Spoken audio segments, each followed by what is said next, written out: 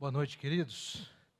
Quero saudar a toda a igreja com a graça e a paz do nosso Senhor e Salvador Jesus Cristo. Amém? Amém? Que assim seja. Esse é o nosso desejo, porque vivemos, nos movemos por causa dele. Foi ele quem nos criou e dele somos feitura sua, criados em Cristo Jesus para as boas obras. Amados, nós, 2 domingos atrás, fiz uso de uma frase e eu quero começar a mensagem dessa noite a partir dessa frase. A frase dizia o seguinte: Deus não revela todo o processo, mas Ele se revela em meio ao processo. Eu aprendi esse conceito num livro que, nossos juniores e radicais, Deus os abençoe, vão lá com o nosso querido Paulinho, Deus abençoe essa turma bonita, com a graça do Senhor Jesus, né? Turma essa que tem muito a ver com o que eu vou dizer hoje à noite, né? Depois a gente repassa para eles lá o conceito do que nós vamos compartilhar com a igreja nessa mensagem. Como eu dizia então, queridos, nós falávamos de que Deus não revela todo o processo, mas se revela em meio ao processo. E eu aprendi esse conceito quando fiz um discipulado com um irmão da igreja, alguns anos atrás, baseado no livro Conhecendo Deus e Fazendo Sua Vontade. Esse curso é um curso conhecido por muitos, é um curso antigo, inclusive, um curso que foi responsável, né, por levantar vários líderes, vários homens e mulheres de Deus com a convicção de uma chamada para uma missão, para um trabalho especial. E ele justifica isso contando a história de Abraão. E nós podemos perceber, queridos, que Deus não revelou todo o processo para Noé, Deus não revelou todo o processo para Abraão, Deus não revelou todo o processo para José do Egito, Deus não revelou todo o processo para Davi, Deus não revelou todo o processo para Daniel, mas Ele se revelou em meio ao processo, na vida de cada um destes servos de Deus. E quando nós olhamos para o relato que leremos nessa noite, me chama a atenção a forma como Deus faz movimentos para que o seu propósito se cumpra, para que a sua soberania continue sendo estabelecida.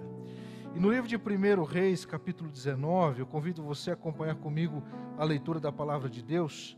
1 Reis, capítulo 19. Obrigado, irmão Edgar. Muito bom.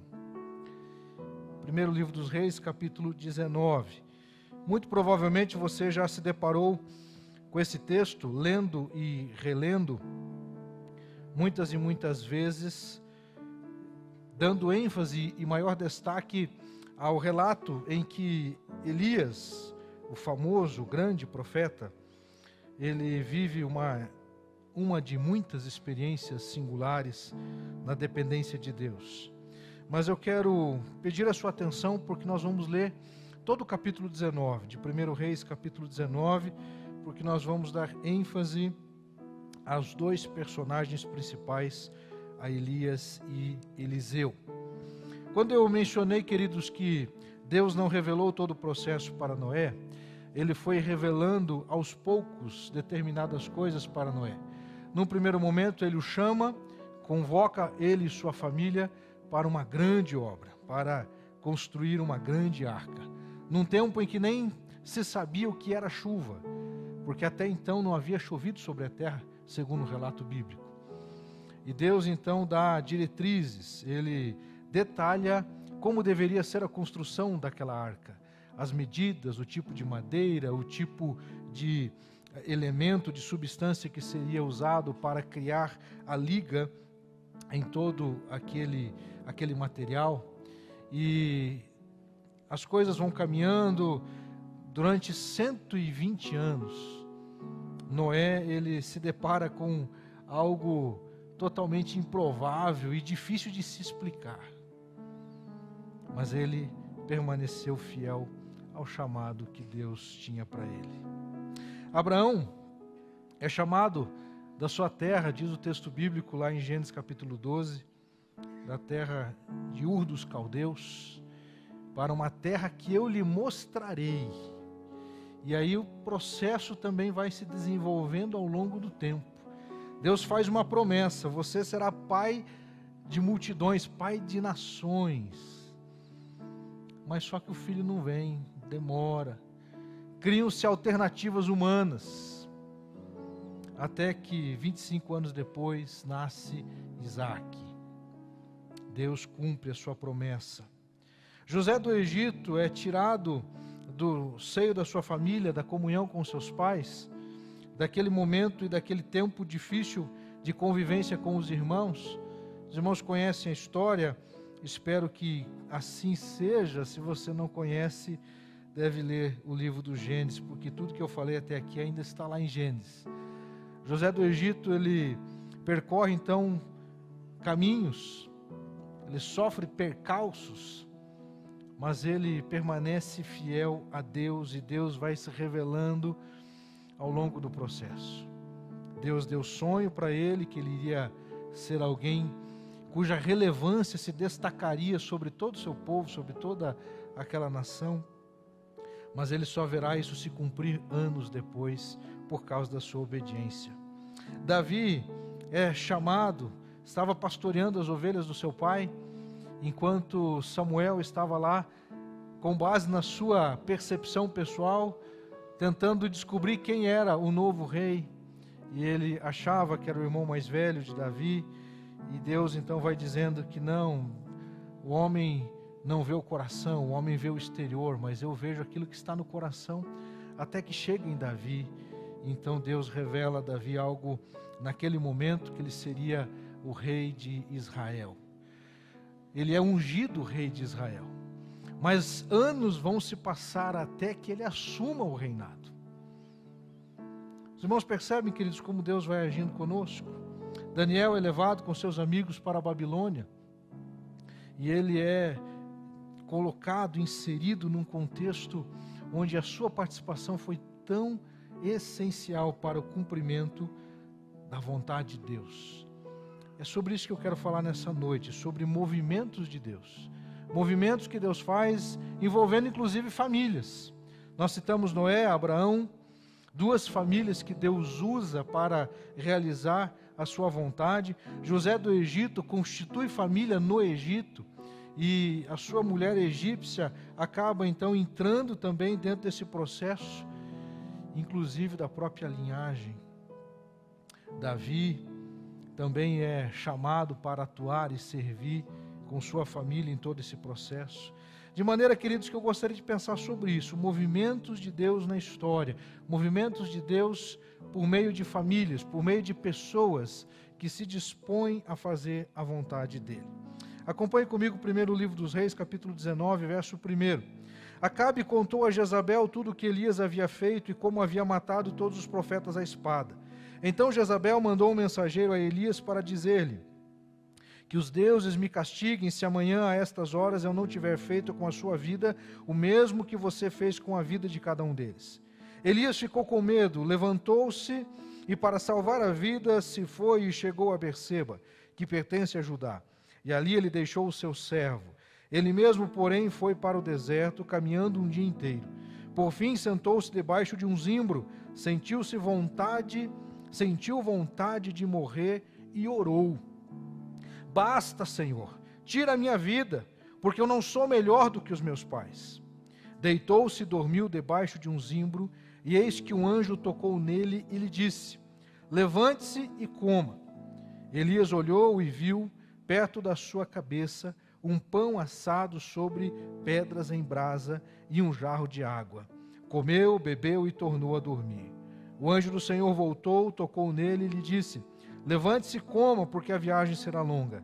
Então Elias se levantou, comeu e bebeu, e com a força daquela comida caminhou 40 dias e 40 noites até Horebe, o monte de Deus. Ali entrou numa caverna, onde passou a noite. E eis que a palavra do Senhor veio a ele e lhe disse: o que você está fazendo aqui, Elias? Ele respondeu: tenho sido muito zeloso pelo Senhor, Deus dos exércitos, porque os filhos de Israel deixaram a sua aliança, derrubaram os seus altares e mataram os teus profetas à espada.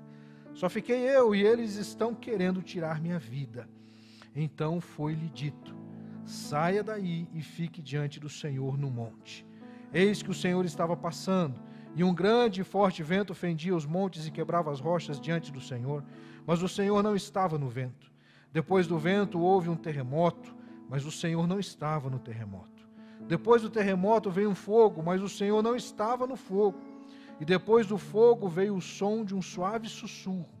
Quando Elias ouviu isso, cobriu o rosto com o manto e, saindo, pôs-se à entrada da caverna. Eis que veio uma voz, ele disse: o que está fazendo aqui, Elias? Pela terceira vez. Ele respondeu: tenho sido muito zeloso pelo Senhor, Deus dos exércitos, porque os filhos de Israel deixaram a tua aliança, derrubaram os teus altares e mataram os teus profetas à espada. Só fiquei eu, e eles estão querendo tirar minha vida. Então o Senhor disse a Elias: vá, volte ao seu caminho para o deserto de Damasco. Chegando lá, unja Azael, rei da Síria. Unja também Jeú, filho de Ninsi, como rei de Israel, e Eliseu, filho de Safate, de Abel-Meolá, como profeta em seu lugar. Quem escapar à espada de Azael, Jeú o matará. Quem escapar à espada de Jeú, Eliseu o matará. Também conservei em Israel 7.000, todos os joelhos que não se dobraram a Baal, e toda a boca que não o beijou. Elias saiu dali e encontrou Eliseu, filho de Safate, que estava lavrando com 12 juntas de bois adiante dele. Ele estava com a 12ª junta. Elias passou por ele e lançou o seu manto sobre ele. Então Eliseu deixou os bois, correu atrás de Elias e disse: deixe-me beijar o meu pai e a minha mãe, e então eu o seguirei. Elias respondeu: vá e volte, pois você já sabe o que fiz com você. Eliseu voltou para trás, pegou a junta de bois e os sacrificou. E com os equipamentos dos bois, cozinhou a carne e deu ao povo, e eles comeram. Então se levantou, seguiu Elias e o servia. Que Deus abençoe a leitura da sua palavra e aplique aos nossos corações. Amém?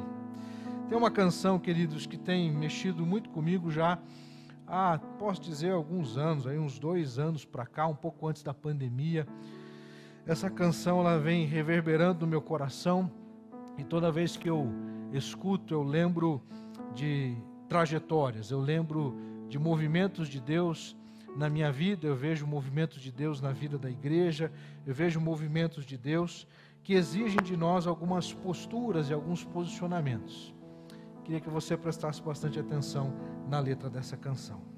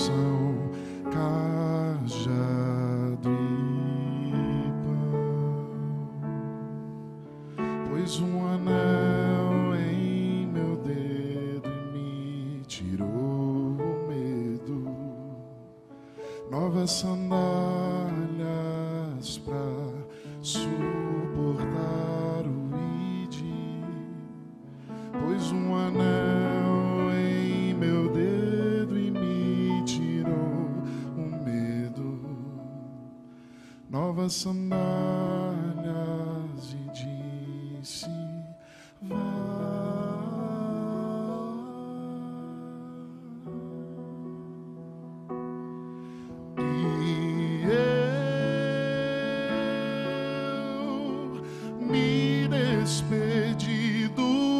meus pais. Eu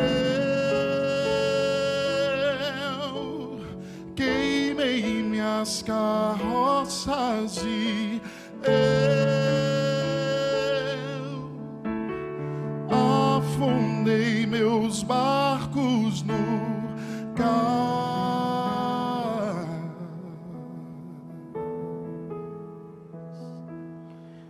Ele abriu mão de sua glória, sangrando no madeiro por mim, me conectou, salvou e curou. Ele me deu um destino, uma capa e um pouco de vinho. Ele me deu unção, cajado e pão. Pôs um anel em meu dedo e me tirou o medo. Novas sandálias pra suportar o ir. Pôs um anel em meu dedo e me tirou o medo. Novas sandálias e disse: vai.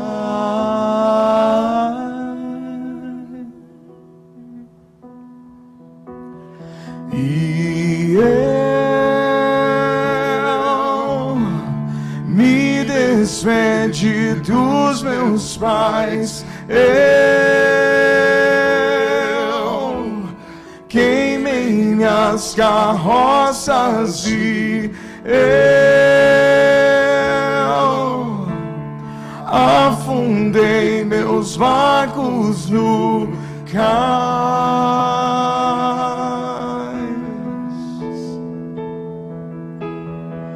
E eu me despedi dos meus pais. Eu queimei minhas carroças e eu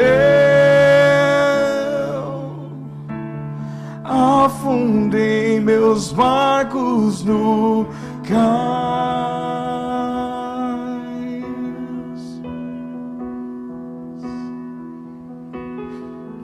Pra onde eu irei se eu não tenho pra onde voltar? Só tenho você, Deus. Palavras de vida eterna. Pra onde eu irei se eu não tenho pra onde voltar? Só tenho você, Deus. Palavras de vida eterna. Pra onde eu irei se eu não tenho pra onde voltar? Só tenho você, Deus. Palavras de vida eterna. Pra onde eu irei se eu não tenho pra onde voltar? Só tenho você, Deus. Palavras de vida eterna.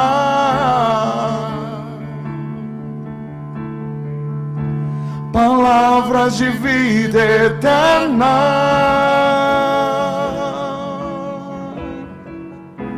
Palavras de vida eterna.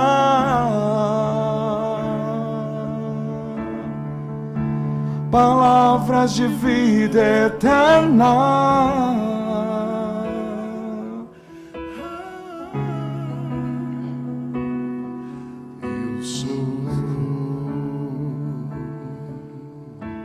Sou totalmente teu. Fui encontrado pelo teu amor, pelo teu amor. Eu sou totalmente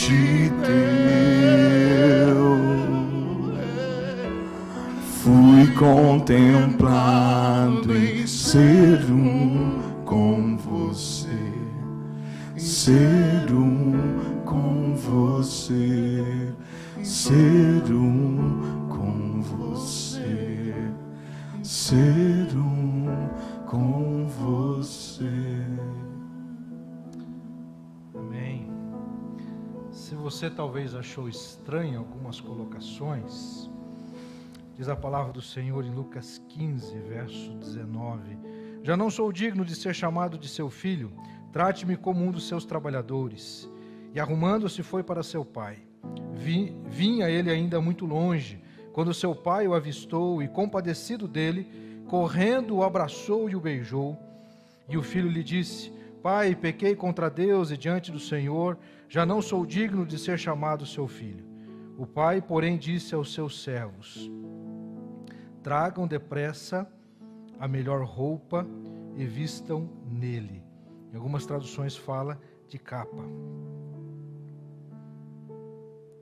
E o texto prossegue dizendo assim: ponham um anel no dedo dele e sandálias nos pés. Tragam e matem o bezerro gordo, vamos comer e festejar, porque este meu filho estava morto e reviveu. Entende? Deus nos deu a chance de recomeçar, ou a chance de começar debaixo da direção dele.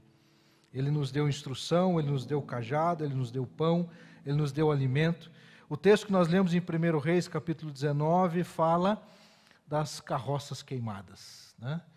Que podemos atribuir aqui a esse momento em que Eliseu, ele acaba então sacrificando os bois, e naquele momento faz um altar ao Senhor, e divide ali com a sua família aquele momento, e parte então para servir a Elias, o profeta.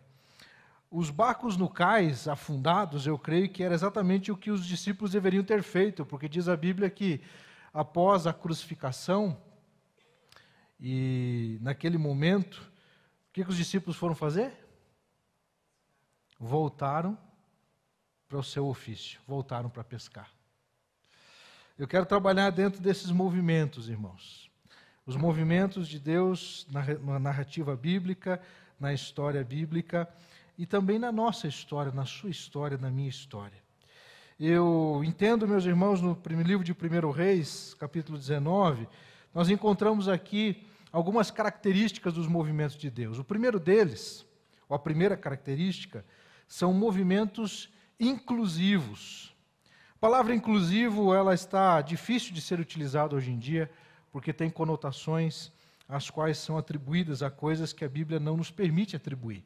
Mas ela continua sendo uma palavra importante. De fato, o nosso Deus é um Deus que não faz acepção de pessoas. Ele é um Deus inclusivo nesse aspecto. Ele ama a todos e deseja alcançar a todos com a salvação, para que todos tenham a oportunidade de viver a experiência de uma nova vida em Cristo Jesus. Amém? Isso a palavra de Deus nos revela. Mas o que eu quero chamar a atenção, queridos, que os movimentos de Deus são inclusivos porque Deus inclui os seres humanos em seus planos, apesar das nossas limitações, apesar das nossas falhas, apesar das nossas fragilidades, apesar das nossas vulnerabilidades. Nós vemos Elias um homem vulnerável diante de uma ameaça, diante de uma pressão que ele estava vivendo e enfrentando naquele momento. A pressão a qual ele estava foi tão forte que naquele momento o profeta Elias, o grande profeta Elias, sucumbe diante de ameaças de morte. E as ameaças de morte geram no coração dele um sentimento tão forte de crise, uma crise tão aguda, que ele ora a Deus dizendo, ali no versículo 4, basta, Senhor, tira a minha vida, porque eu não sou melhor do que meus pais. Deus usa pessoas como Elias. Deus usou no passado pessoas como Elias. Deus continua usando Elias nos dias de hoje e usará também no dia de amanhã. Mas talvez você possa dizer, não há como eu me comparar com Elias, e muito provavelmente nenhum de nós neste sentido. Mas a Bíblia é tão especial que ela vai revelar para nós, na carta de Tiago, capítulo 5, versos 17 e 18, Elias era homem semelhante a nós, sujeitos, eu estou lendo na Nova Almeida Atualizada, sujeito aos mesmos sentimentos. Quais eram os sentimentos que naquele momento pairavam no coração de Elias? Derrota, insegurança, medo, desilusão, frustração. Afinal de contas, quantas coisas já havia acontecido até ali? Nós podemos aqui apreciar o texto bíblico e vermos que Elias era um homem que estava tão intenso na obra, que acabou se perdendo e seus sentimentos tomaram conta a ponto dele já não conseguir perceber o que ele precisava fazer dali para frente.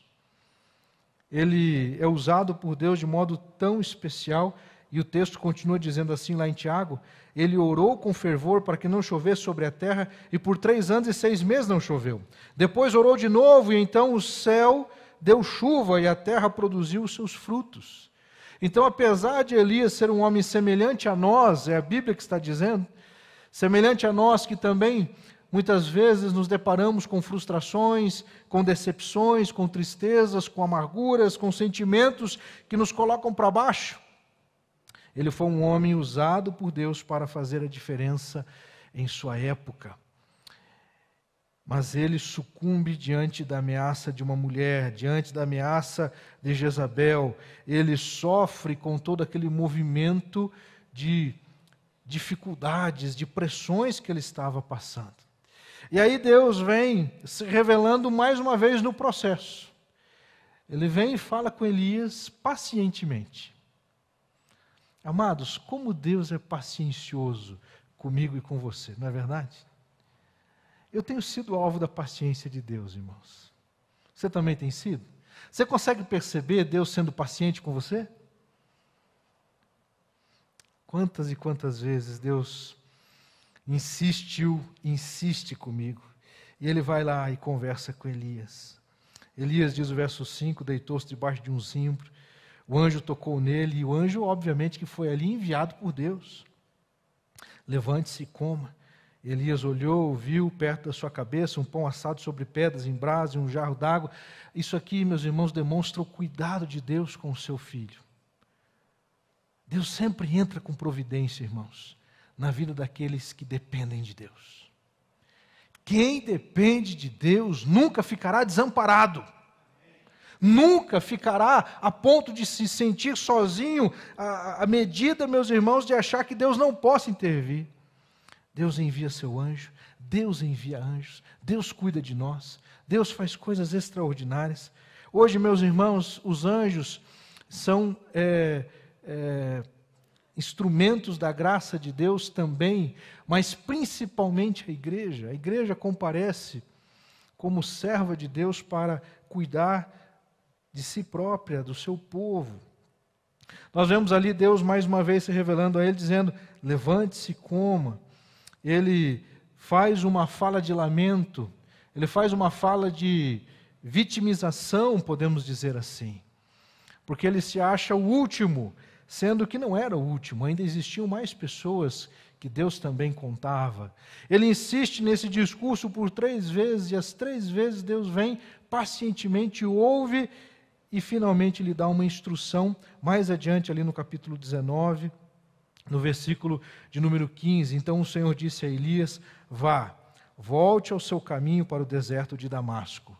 E aí é importante percebermos, queridos, que Deus cuida do profeta durante a fase de tristeza, de uma chamada depressão. Naquele momento, não podemos tecnicamente dizer se de fato é a mesma coisa que uma depressão dos dias de hoje, mas existem muitas similaridades. O fato é que Deus se revela a ele e lhe dá uma direção, incluindo na vida de Elias mais um trabalho a ser resolvido, a ser executado. Volte o seu caminho para o deserto de Damasco. Chegando lá, você precisa ungir Azael como rei da Síria, ungir também Jeú, filho de Nissi, como rei de Israel, e Eliseu, filho de Safate, filho de Safate, de Abel Meolá, como profeta em seu lugar. Deus renova em Elias o senso de missão. Amados, nós precisamos entender e compreender que ao longo da nossa trajetória de vida com Deus, precisamos destes direcionamentos e redirecionamentos de Deus em nossa trajetória, em nossa caminhada, porque enquanto seres humanos somos falíveis, vulneráveis, frágeis e às vezes podemos nos perder no processo como Elias estava se perdendo, mas Deus interviu e disse para ele: meu filho, eu conto com você, a sua ação não terminou, o seu trabalho não terminou, você ainda tem muita coisa para fazer. E são coisas importantes, que vão dar sequência. Qual que é o tema da nossa mensagem?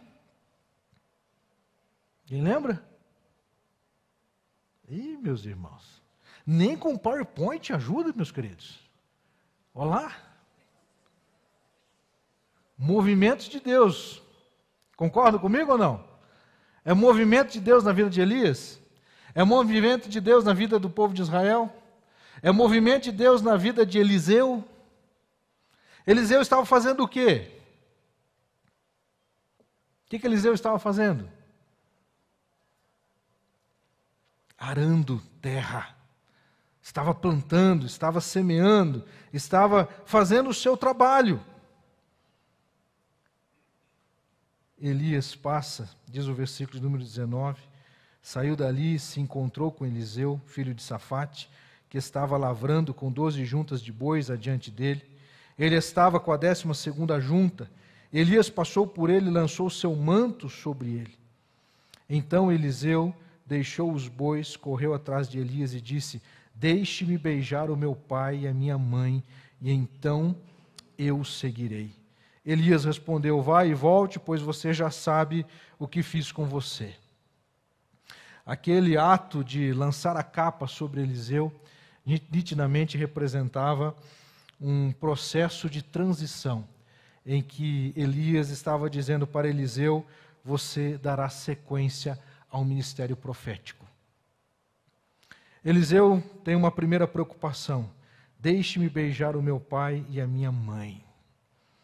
Amados, a Bíblia nos ensina a honrar pai e mãe.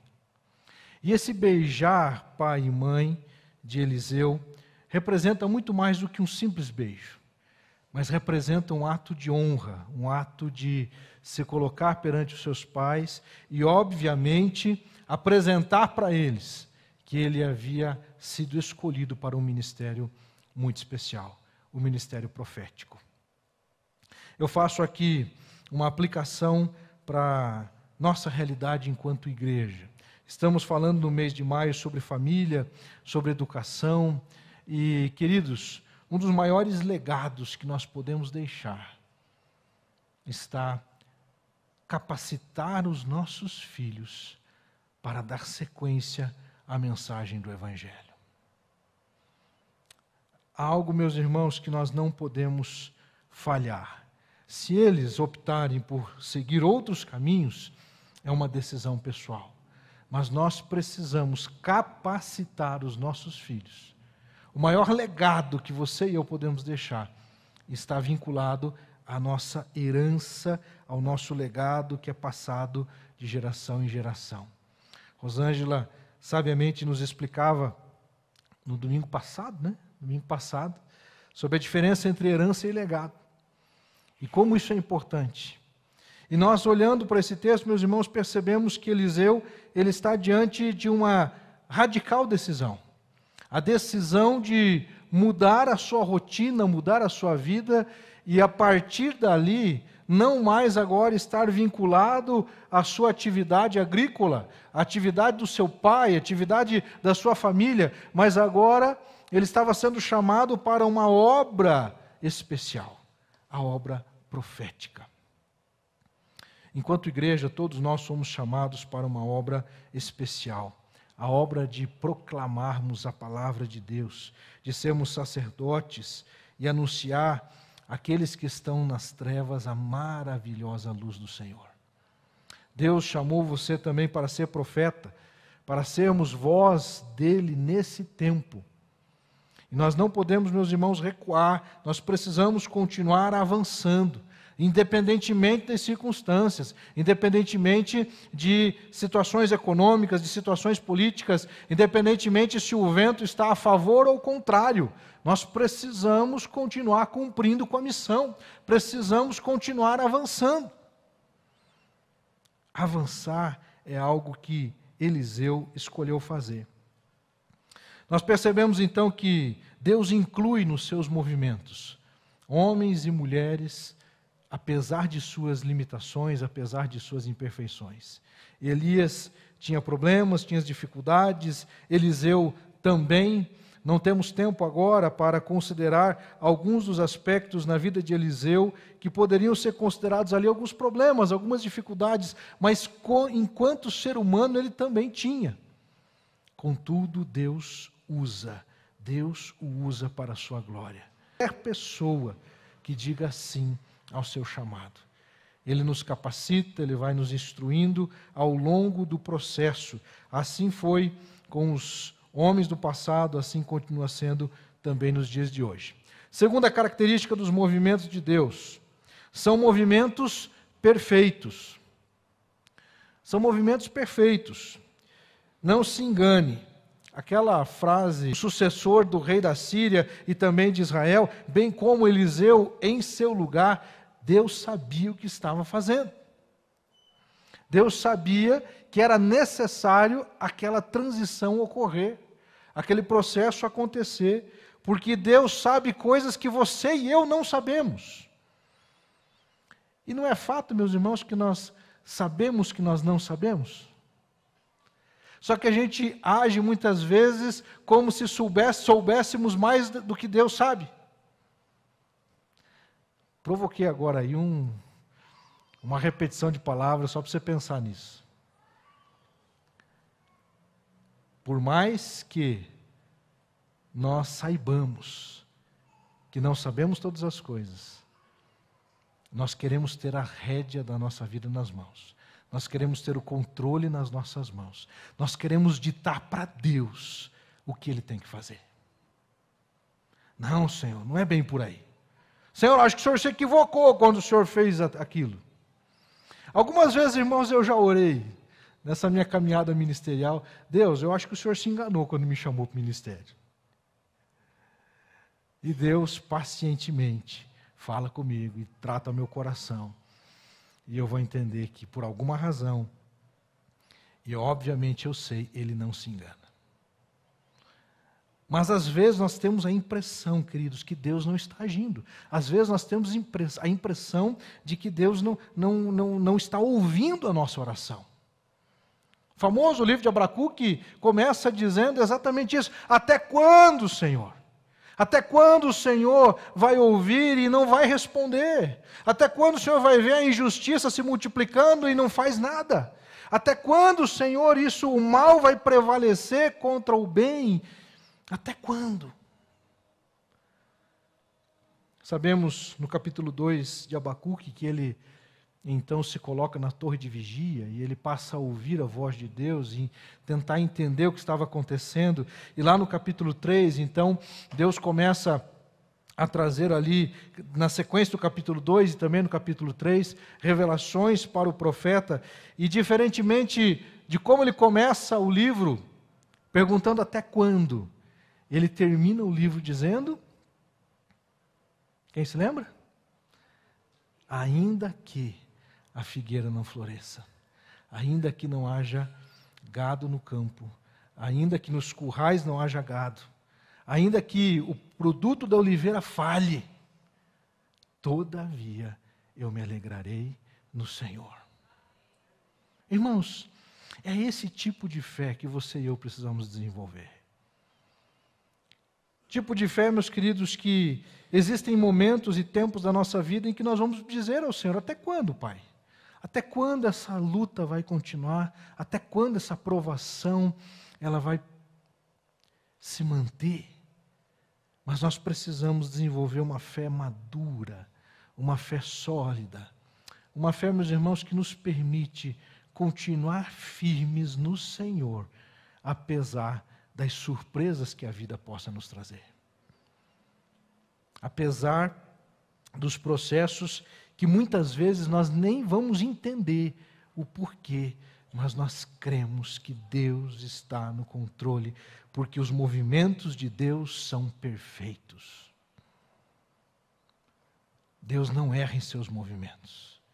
Agora, quando eu uso a expressão movimentos de Deus, não vincule isso a um Deus que está olhando para um tabuleiro de xadrez e nós, como se fôssemos peças ali, como peões no tabuleiro.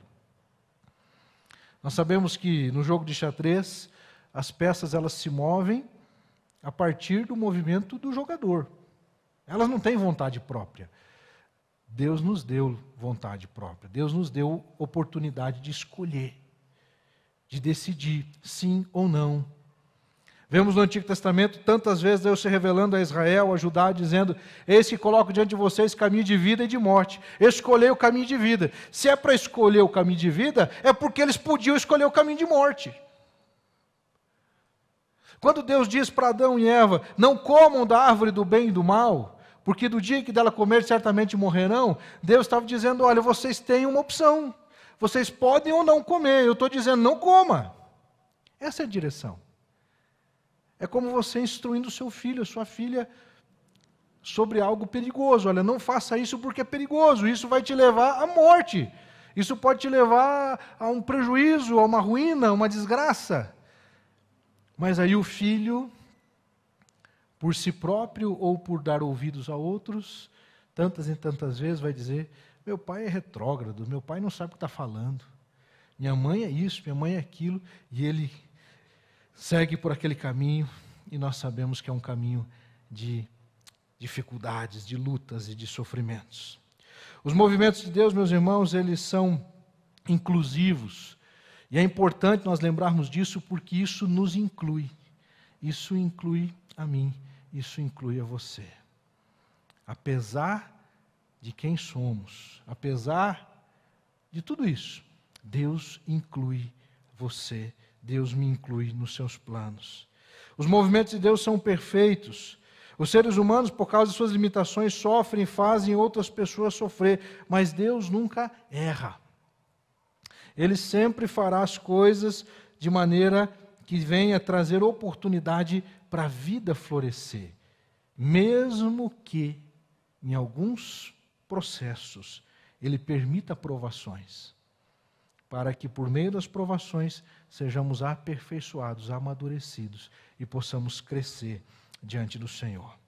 Terceira característica, além dos movimentos de Deus serem inclusivos, perfeitos, eles também são intencionais. Intencionalidade é algo muito perceptível nas Escrituras. Deus não faz nada sem uma intenção. Ele faz, Ele fez e Ele continua fazendo porque existe uma intencionalidade. Eu hoje atuo, os irmãos sabem, pela graça e misericórdia de Deus, também como professor aí na nossa faculdade batista. E algum tempo atrás o pastor Roberto Silvado me convidou para dar aula na classe dele de mestrado. Ele é professor no curso de mestrado da faculdade e sempre que ele dá aula, ele me convida para dar aula lá. Eu comecei a dar aula ali. E daí um dia conversando com ele, depois que eu fui convidado também para dar aulas lá, ele disse assim: Antônio, quando eu te convidei para dar aula junto comigo, eu tinha uma intenção. Era te dar a oportunidade e também a oportunidade de você ser visto nessa condição. E aí, meus irmãos, eu vou dizer assim o seguinte: na verdade, Deus usou aquele homem, que pela graça dele fez isso. Mas, na verdade, é um movimento de Deus no processo. Entende o que eu quero dizer? Existem coisas que acontecem, irmãos, e a gente não sabe o porquê que está acontecendo, mas Deus sabe.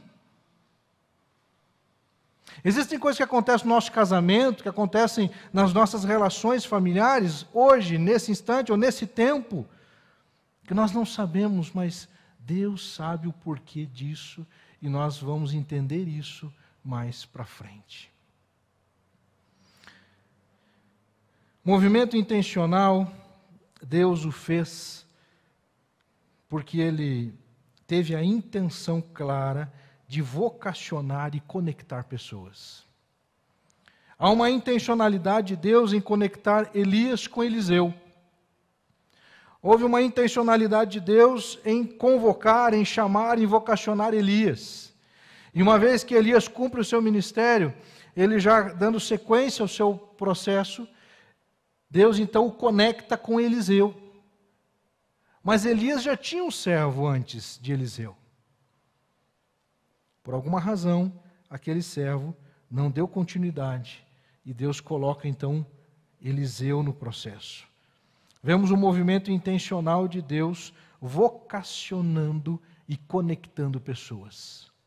Deus nos chama, a vocação é algo que tem a ver com a razão da nossa existência, a razão de fazer o que fazemos, a razão de nos impelir a nos engajarmos em determinadas obras e processos que existem. A vocação tem a ver com aquele sentimento que nos faz ir e servir, mesmo quando as circunstâncias não são favoráveis. Elas são adversas. Recentemente a igreja ouviu o pastor Micael e sua família pregando aqui, fazendo apelo, inclusive, porque eles estavam desejosos para voltar ao campo missionário, lá na tríplice fronteira da China, Coreia do Norte e Rússia. Nesta semana a gente recebe mensagem dele dizendo das dificuldades que estão enfrentando para se estabelecer e assim por diante retomar a ação missionária. Ele poderia, meus irmãos, fazer ação missionária no Brasil? Ele poderia continuar plantando igrejas na pastelaria no Brasil? Lembra da história da igreja na pastelaria? Ele poderia continuar fazendo isso, mas ele entendeu de Deus que ele precisa estar lá. E não sei se vocês se recordam, mas ele disse que ele fez uma oração semelhante àquelas orações dos vultos, do passado missionário. Me leva para onde ninguém quiser ir, aonde ninguém deseja, é lá onde eu quero estar.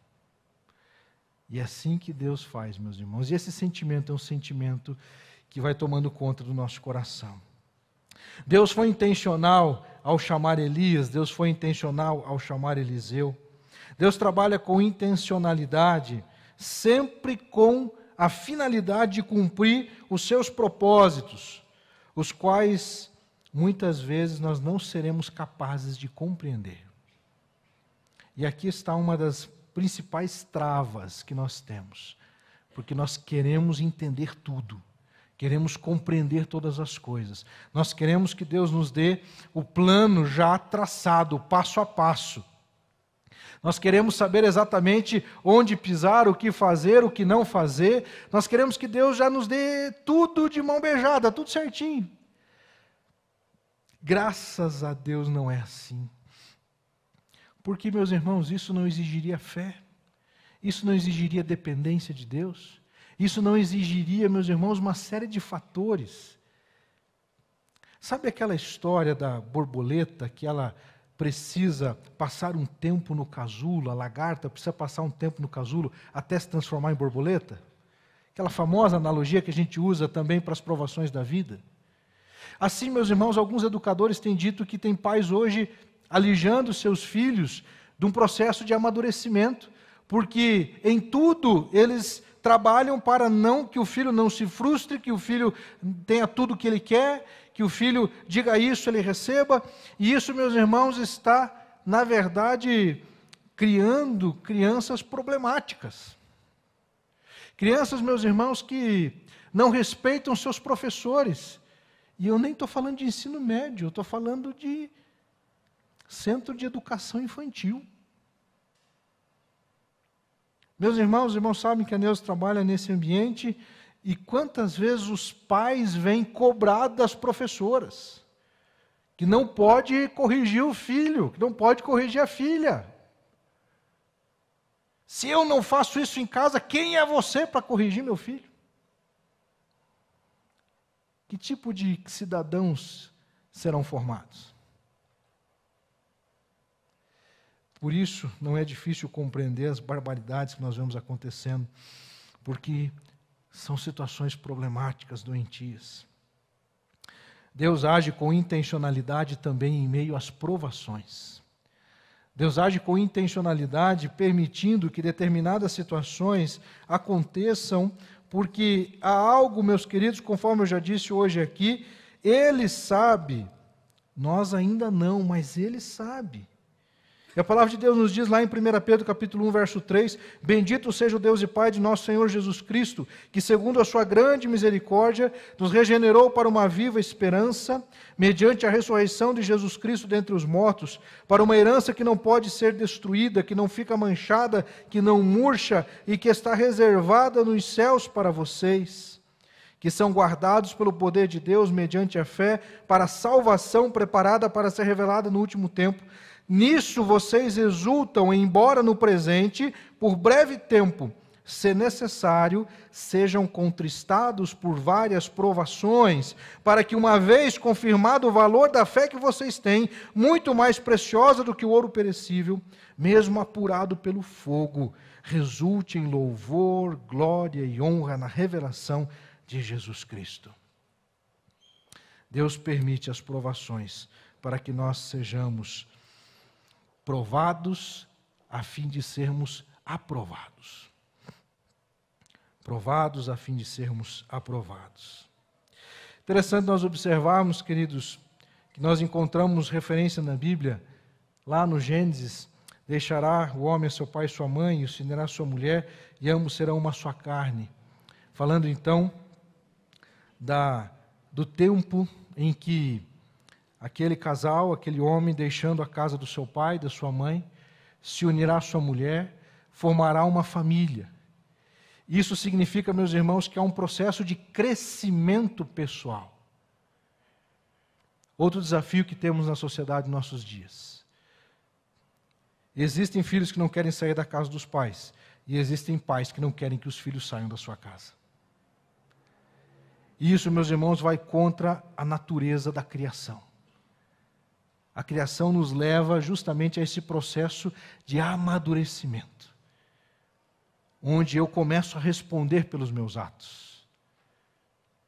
Nós encontramos no texto que lemos em 1 Reis, capítulo 19, um outro movimento de um homem deixando pai e mãe, não para se unir à sua mulher e formar uma família, mas para dizer sim ao ministério profético. Os chamados podem ser diferentes, mas há uma necessidade para crescimento, há uma necessidade de exposição, expor-se ao imprevisível. Meus irmãos, eu lembro de um professor, ainda no seminário, eu casei com a Neuza no final do primeiro ano de seminário, em 97, 7 e 8 de novembro. Mas como 7 e 8 de novembro? 7 foi no civil e 8 foi na igreja, ali, daquele lado, naquele prédio lá, como os irmãos já sabem da história. E algo, meus irmãos, que eu ouvi é que,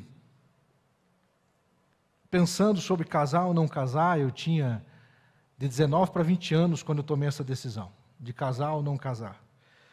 E eu orava pedindo a Deus, Senhor, se for para eu casar, eu gostaria de casar e já ter minha casa própria. Meu pai me emancipou aos 16 anos, e aos 17 anos eu fiz uma carta de crédito na Caixa Econômica Federal. E aí foi muito interessante, porque quando a carta de crédito foi contemplada, eu ainda não tinha 18 anos. E aí o gerente me chamou para dizer, sua carta foi contemplada. Eu disse, não, mas você não, como é que você não tem 18 anos, como é que você vai... Deus fez algo, meus irmãos, muito especial. Eu lembro que esse movimento, daí eu aguardei aquela carta de crédito, e quando houve a decisão, então, de me casar e se tornar noivo com a Neuza, veio aquela confirmação da carta de crédito. Deus cuidando de todo o processo. O meu patrão, na época, disse assim, você devia estar preocupado em comprar carro e colocar roda no carro, não preocupado em comprar casa para casar. Você é muito novo para casar. Deus disse assim, olha, eu não sei o que Deus tem, mas eu acho que Deus vai usar esse negócio em algum momento. E foi assim, meus irmãos, nós nos casamos e fomos morar na nossa casa própria. Eu tinha 20 anos na época. É graça de Deus. É graça de Deus, é movimento de Deus na história, percebe isso? É Deus movendo processos, Deus movendo situações. E nós precisamos buscar se colocar debaixo da direção do Senhor e tentar discernir a sua vontade nesse tempo.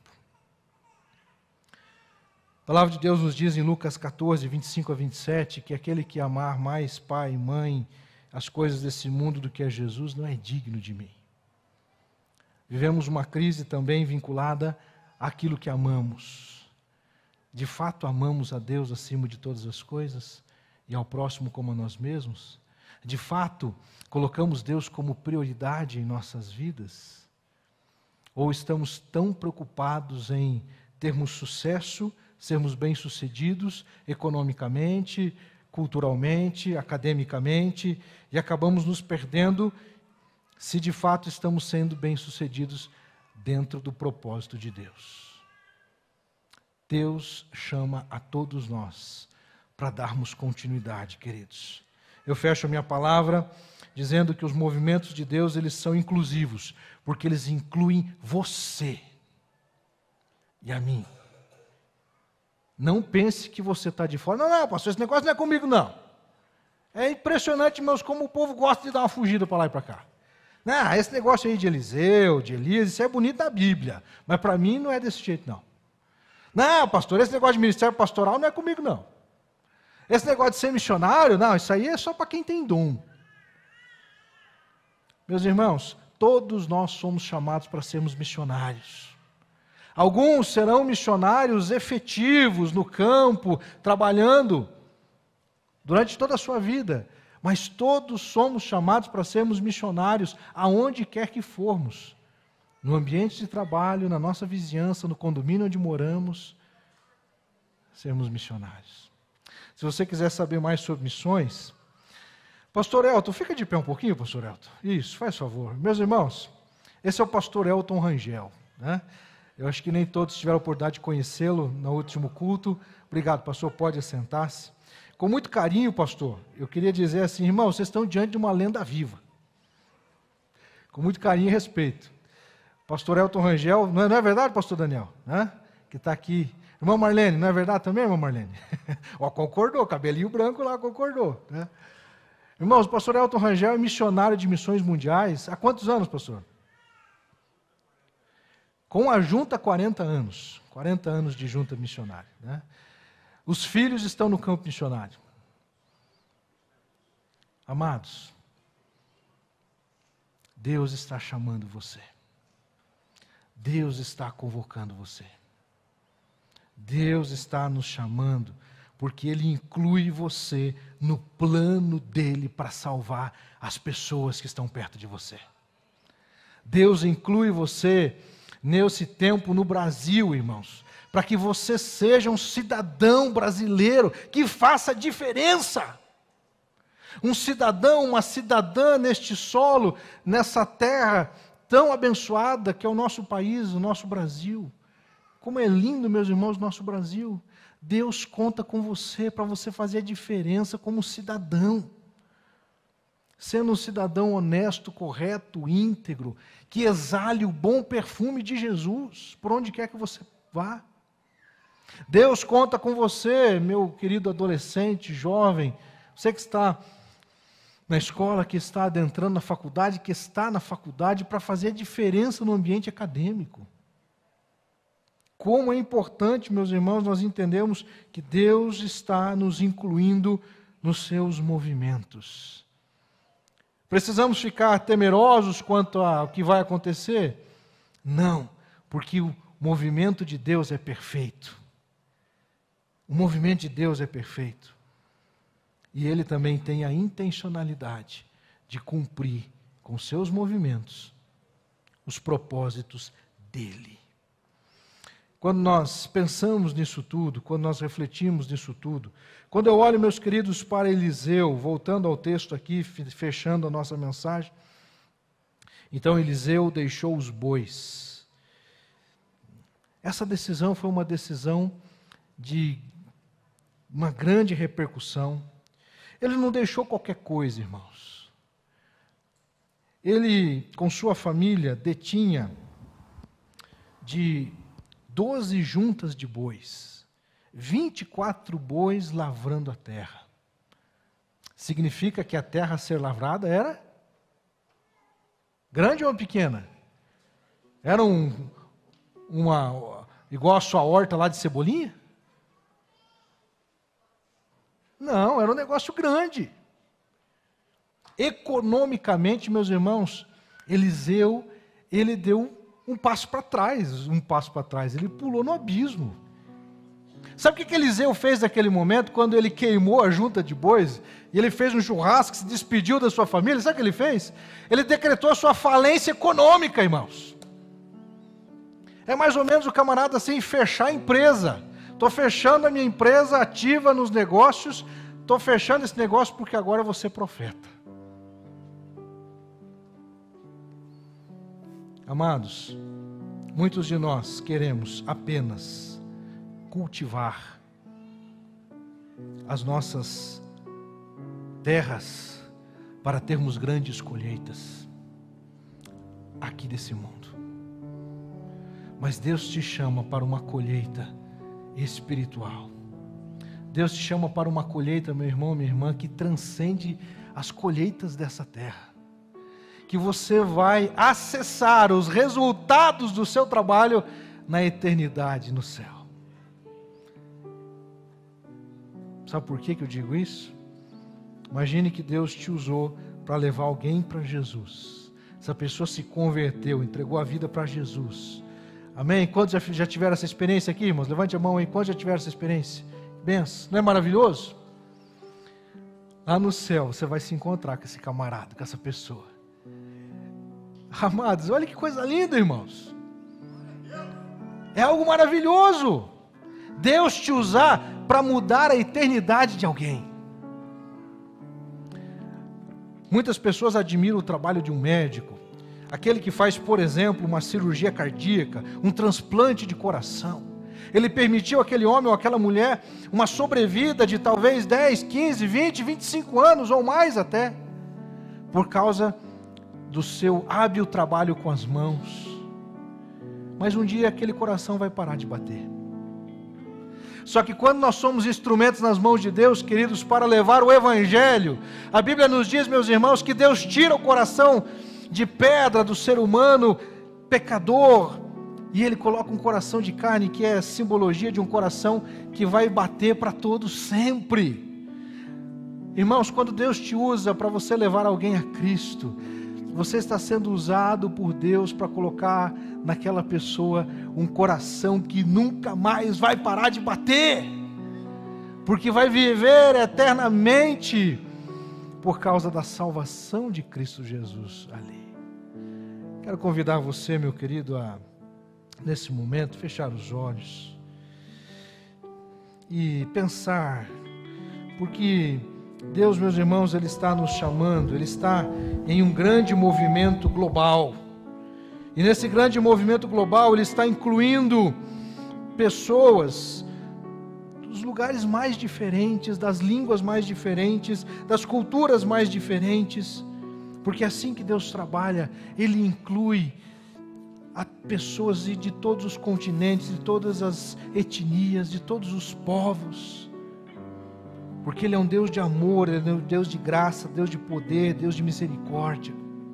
Deus está, meus queridos, realizando um movimento perfeito, ainda que nós não consigamos vislumbrar, ainda que os nossos olhos carnais, ainda que a nossa visão humana não consiga perceber.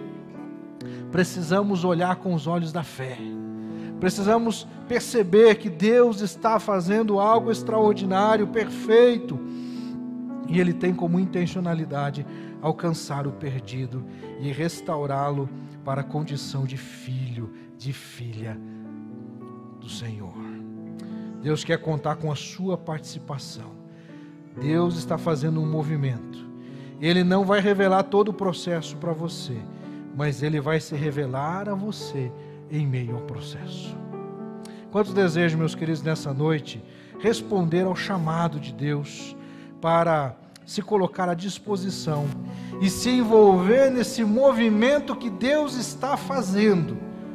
Hoje você não terá todas as respostas, hoje você não saberá o que exatamente, mas você está entendendo algo de Deus no seu coração lhe incomodando, para que você se apresente, para que você faça como Eliseu, ter disposição para queimar ali o que for necessário para seguir o ministério que Deus está colocando diante de você. Alguém que deseja responder ao chamado de Deus para ser instrumento da sua graça nesse tempo, mesmo sem saber exatamente como, quando e de que maneira, mas você diz: eis-me aqui, Senhor, eis-me aqui, Senhor. Se você deseja, levante-se do seu lugar e venha aqui à frente, eu gostaria de orar com você. Se você deseja apresentar a sua família, para dizer: Senhor, eis eu aqui, eis minha família aqui, para que o Senhor nos dirija, para que o Senhor nos mova, para que o Senhor nos conduza. Saia, meu irmão, do seu lugar, em nome de Jesus. Você, com esse movimento, nós estamos falando do movimento de Deus, mas agora você responde com o seu movimento, o movimento de sair do seu lugar, de andar aqui em direção à frente e dizer: Senhor, eu quero fazer parte do que o Senhor está fazendo nessa terra. Convido a todos a colocar-se de pé, e quem desejar fazer parte desse movimento do que Deus está fazendo aqui na terra, venha aqui à frente, irmãos. Vamos orar, colocando as nossas vidas no altar do Senhor.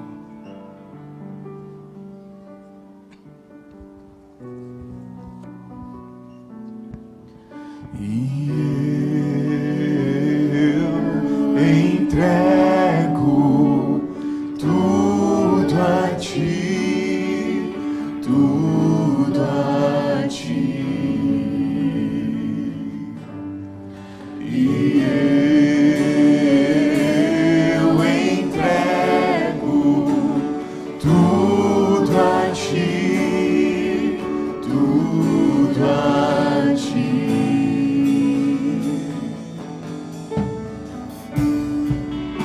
Te dou meu coração e tudo que há em mim, entrego meu viver, por amor a ti, meu rei. Meus sonhos rendo a ti, em meus direitos dou, orgulho vou trocar pela vida do Senhor. E eu entrego tudo a ti, tudo a ti. E eu entrego tudo a ti, tudo a ti.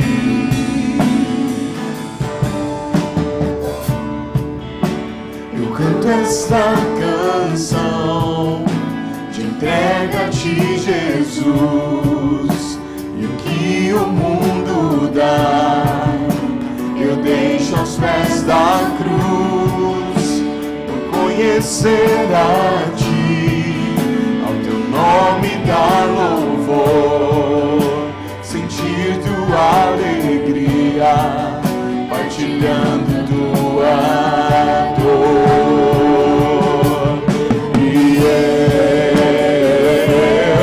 entrego tudo a ti, tudo a ti. E eu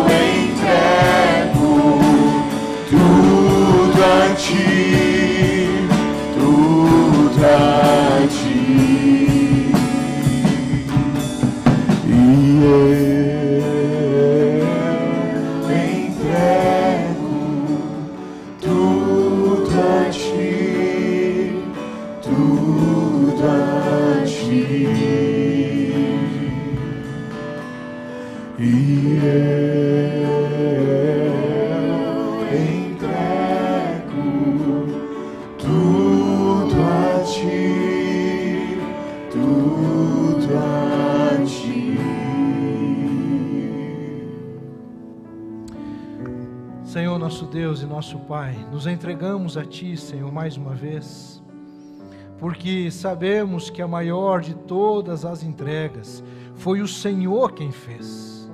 Quando trata-se de entrega, ninguém ganha do Senhor, porque o Senhor fez tudo por nós.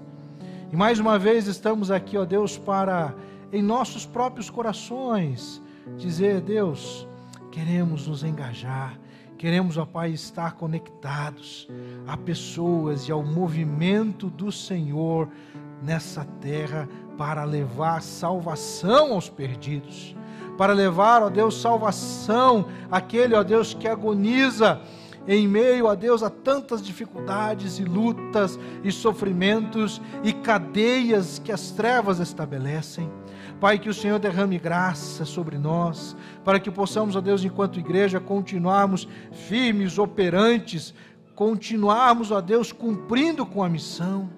Que o Senhor, ó Deus, continue a chamar e vocacionar filhos e filhas para, ó Deus, realizarmos a obra, cada um de acordo com suas características, cada um de acordo com suas peculiaridades, cada um de acordo com, ó Deus, o chamado específico que o Senhor tem para cada um de nós. Que possamos ser fiéis e que possamos, ó Deus, obedecer a Tua voz. Abençoa, Deus, meus irmãos e irmãs, a todos que aqui estão, aqueles que nessa noite, ó Pai, se aproximam de Jesus, que façam uma aliança a qual nunca mais será quebrada. Oramos assim em nome do Senhor Jesus, agradecidos. Amém e amém. Graças a Deus. Podeis assentar, meus queridos, por favor.